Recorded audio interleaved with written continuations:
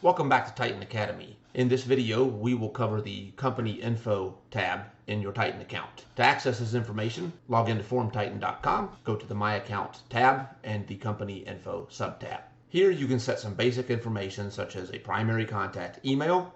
You can set an email for billing notification emails.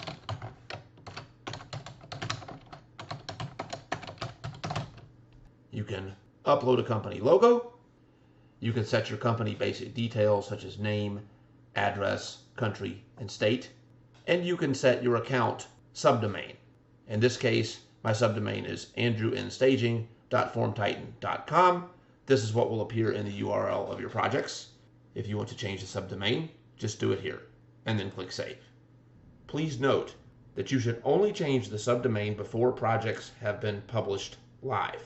If a web project has been published and you have distributed the URL and you subsequently change the subdomain, then all URLs that you have distributed will break and people who have those URLs will not be able to access the project. So do be cognizant of that. And that's how it's done.